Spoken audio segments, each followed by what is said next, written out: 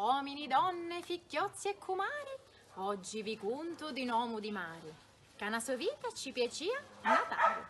E un gran nicore avianta lupetto, tant'è che a sua vita sacrificò per lo stretto. Chissà è la storia di Colapisci, che un cancaroso paria avere un pisci, quando si tavanta l'acqua di mare, in mezzo a spigole e calamari, avia li pedi veloce d'arzilli, che a tale alli parivano anguilli.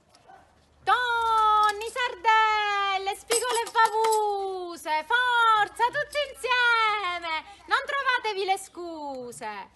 Palamite e ricciole, c'è Colapisci che vi voli. Va a trovare un aneggio incantato, che si lo persi in innamorato.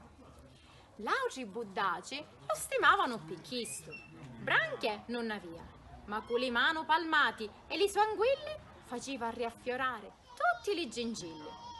Solo sua madre non ne potea più e i va gridando di punta faro: Scilla, cariggi, mi state facendo pennare tutte le capiggi.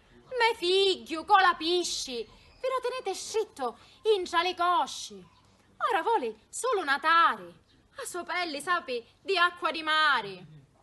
Alghe ci spuntano da testa, ci dicino cavi le pedi d'anguilla.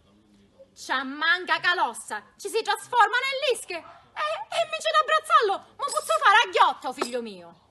Fata Morgana, convincilo tu. E con lo cocchio e le sitti cavaggi riporta Millo d'in capo ali me spadri. Colapisci non si inteva e sempre che funno si niscinneva. Una volta c'era Solferino, l'urrelitto di spiare, chino di gorgonie che si facevano tagliare.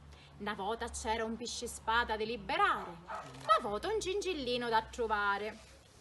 Fin quando lo re ci vose a domandare quanto profonda era l'acqua do mare.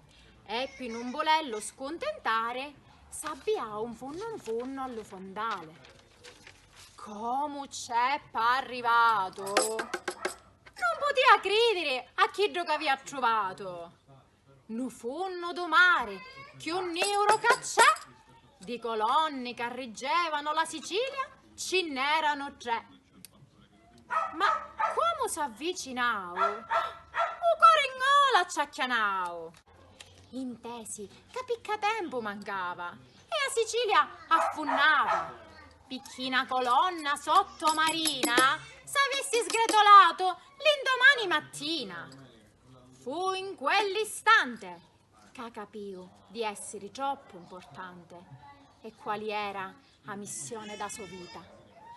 E da così dicendo, signori miei, Colapisci acchianò un ultimo saluto e poi giù in fondo e chi un nutro l'ha più veduto.